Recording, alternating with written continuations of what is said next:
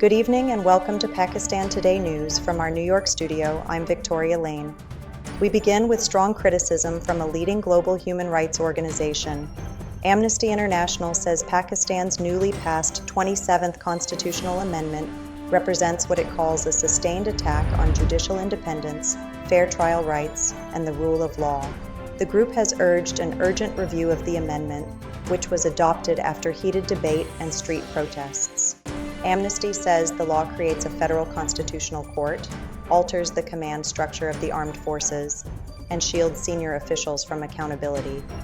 Critics argue the amendment weakens judicial safeguards and was passed without broad consultation, raising concerns about Pakistan's international human rights commitments. Turning now to Punjab, where pressure appears to be mounting on supporters of Pakistan Tehreek-e-Insaf following two recent incidents. In Lahore, a sessions court granted pre-arrest bail to a qawwal booked for performing a song associated with former Prime Minister Imran Khan at a government event. Police claim the performance gave the event a political tone.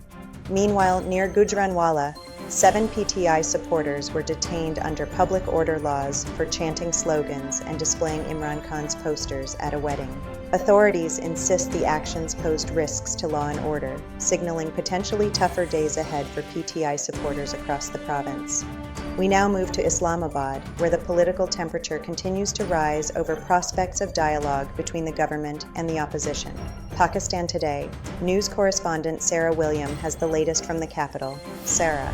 Advisor to the Prime Minister Rana Sanaullah says Prime Minister Shehbaz Sharif has repeatedly offered talks to PTI leadership, including from the National Assembly floor and during cabinet meetings.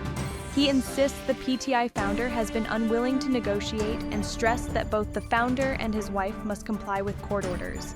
Sanaullah rejected claims that the government is avoiding dialogue, saying doors remain open despite PTI planning a wheel jam protest in February.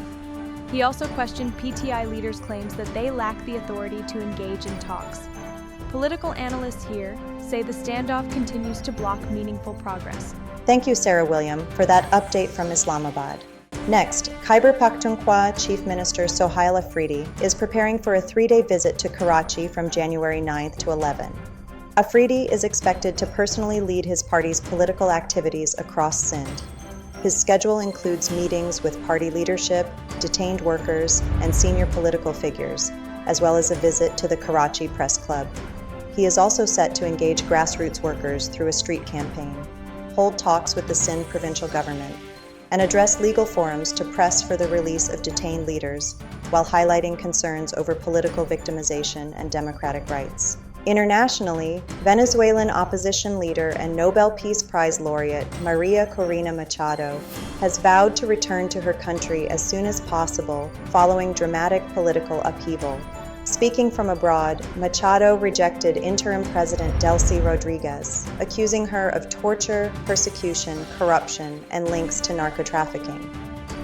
She said the Venezuelan people reject Rodriguez's leadership and insisted the opposition would win decisively in free and fair elections. Her comments come amid heightened international tension following the ouster and capture of Nicolas Maduro during a U.S. military operation. Turning now to news across the United States.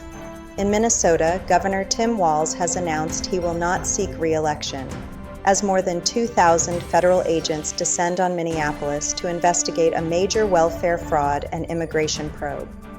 In California, a controversial ballot initiative proposing a 5% tax on billionaires to support the healthcare system is gaining momentum.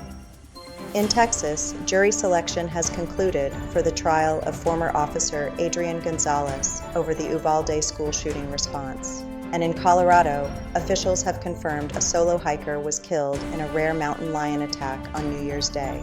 Finally, a severe cold wave continues to grip Balochistan, disrupting daily life across several districts.